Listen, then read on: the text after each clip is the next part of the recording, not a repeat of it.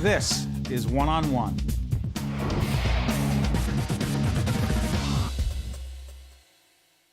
There she is, Pamela Redmond Satran, who is the author of The Possibility of You and 30 Things Every Woman Should Have and Should Know by the time she's 30. Good to see you, Pam. Great to be here, Steve. I'm thrilled to have you, and my wife, Jennifer's thrilled because you are one of her favorite authors. Oh, God. That's the thing an author loves to hear. Yeah, she saw your book. She's like, you're talking to her?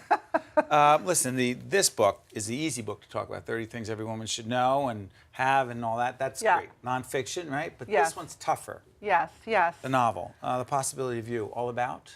It's about 3 generations of women in New York, an Irish nanny whose little boy is struck by the first polio epidemic in America, and the ex-Ziegfeld Follies girl she works for who kind of loses her mind when the child dies in the epidemic. And then we fast forward to the 1970s, and the granddaughter has just arrived in New York to meet her grandmother, not even knowing her grandmother ever existed. And then the present day, we have a woman looking for her birth mother because she's expecting her first child and suddenly needs to know, why did my mother have me in the first place only to give me away? Pam, was there something in your own background that spurred you to write this? I looked up my grandmother's name on the Ellis Island website. That's great. I don't know if you had a similar relatives coming through Ellis Island. Yes, 1918. Wow. You know, that was unusual because right after the First World War, they really stopped a lot of immigration and the world changed. My grandmother came in 1911. And the Irish girls were the only ones to come by themselves. Italian girls and Jewish girls who were coming in large numbers at the same time usually traveled with their families, worked in shops and factories, and the Irish girls worked as servants. When the polio epidemic struck in 1916, they blamed the Italians.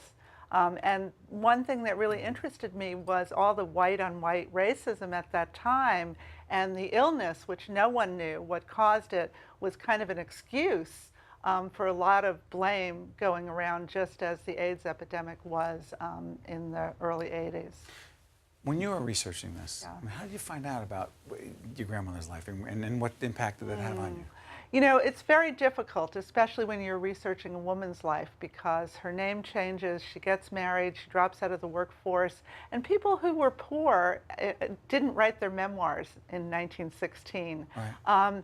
So I knew her as an old lady. She never liked to talk about her early life, and so I feel like that kind of forced me to become a novelist and to write this book, kind of making it up.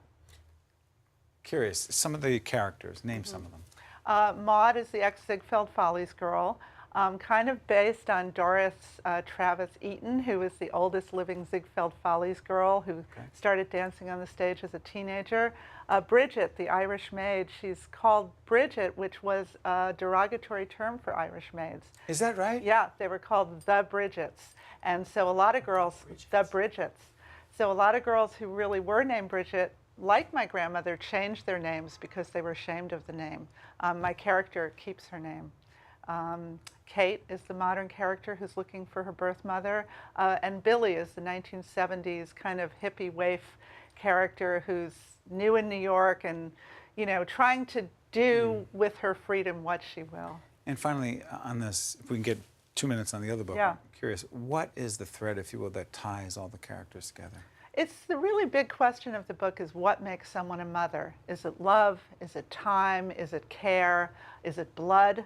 And they're all different permutations of motherhood throughout the book, and that question is looked at from a lot of different angles. What did this book do for you writing it? For me, it was the novel that I always wanted to write. It's my 7th novel, and it's my most ambitious. And the novel you always wanted to write? Yeah. After you wrote 6 novels, and this is the one you always wanted to write. Yeah, my other novels were contemporary domestic comedies. I read a lot of humor, and I just wanted to write something harder. Switch gears dramatically. In a couple minutes we have left. I found this fascinating because I did not know many of these things. By 30, you should have. By the way, the book is 30 Things Every Woman Should Have and Should Know. All right, you ready? Can we do should know? By 30, you should know. I just picked a couple. All right, good. That your childhood may not have ever been perfect, but it's over. I love that. It's Because I thought over. I'm sorry, I was relating. I'm not a woman, but I relate. Yeah. over. Stop talking about it. Right. Exactly. By I like 30, that one. You should know. Good. Get over it. That nobody gets away with smoking, drinking, doing drugs, or not flossing for very long. That's over too. This is priceless. Why they say life begins at 30. And we know why, right? Because it's true. Exactly. Because also we need to say that. Right. But it is true. It is true. And the 29 3/4-year-old don't know that. They're afraid it's all ending. And it really is all beginning. It really is. How about this? By 30, you should have. Number 5, a youth you're content to move beyond. And I highlighted some of that. Thank you. A youth you're content to move beyond. Yes. I mean, I think by 30, you should be ready to pack that away along with a lot of childish things. You know, my image of 30 was the childhood train is pulling into the station and it's time to get onto the grown-up train. And you might be bringing some things along with you, but a lot of things got to stay back there in the past. Let me ask you something. I got about a minute left. Yeah. On what you should have. Is there anyone I missed that you really like? You know, I think that you should, no, and there's none that I really like. I really believe in them all. I think you should have, you know, a great dress in case you need to be on TV in an hour, or a suit. Yeah, I'm doing this one. One old boyfriend, ready for this one? One old boyfriend you can imagine going back to, and one who reminds you of how far you've come. Right, Mr. Good and Mr. Bad. I don't know which one I am. That was Oh, quite you're narcissistic definitely of me. Mr. Good. Yeah, well, it depends on who you're asking.